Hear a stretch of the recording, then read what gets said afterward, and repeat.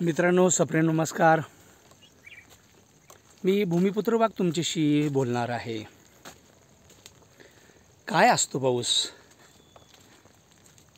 शेत शिवार जमीन फुलवीत असतो पाऊस, भिजवीत असतो पाऊस, स्वप्नांना साकारत असतो पाऊस,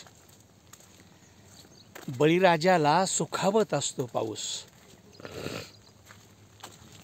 प्रियकर प्रियसीना गुज गोष्टी बोलायला प्रेरणा देतो असतो पाऊस. सृष्टीचं सौंदर्य फुलवण्यासाठी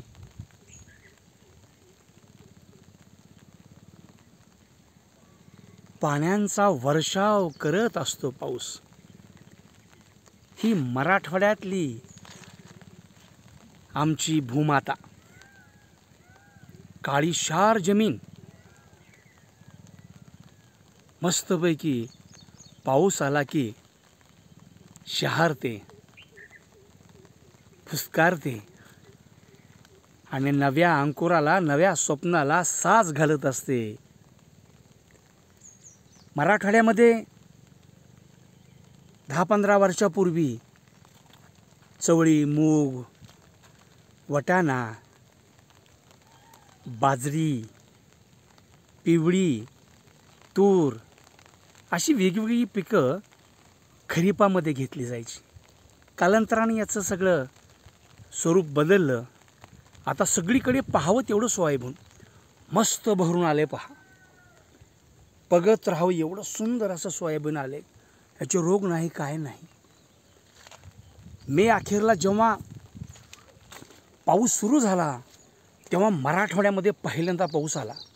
नंतर तो विदर्भात गेला. आता पुणे मुंबईच्या बाजूने मोठ्याने पडतो आहे. खरं तर गेल्या वर्षीच्या दुष्काळामध्ये होरपळून गेलेलं मन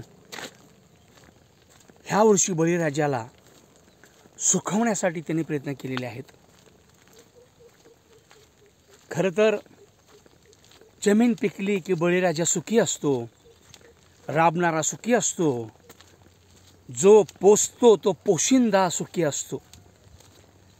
असं खूप चांगलं पीक आलं, ते पदरात आलं की ते व्यापाऱ्याच्या आडतीवर जातं आणि त्या पिकाला कवडी मोल भाव येतो. आनंदात जाणारी दिवाळी बिचाऱ्याची पुन्हा अस्वस्थतेकडे वाटचाल करते आणि स्वप्नाची राखरांगोळी होते. खरंच शेतकऱ्यांसाठी कायदा करणारा, शेतकऱ्यांसाठी राबणारा, शेतकऱ्यांच्या मालाला हमी भाव देणारा एक शिवाजीराजा या लोकशाहीमध्ये पैदा होईल काय? तो क्रांती करेल काय? आणि बळीराजाची आत्महत्या थांबवेल काय? उघडा नागडा भाजलेल्या अंगाने काम करणारा बळीराजा सुखवेल काय? हा प्रश्न गेली कैक वर्ष प्रलंबित आहे.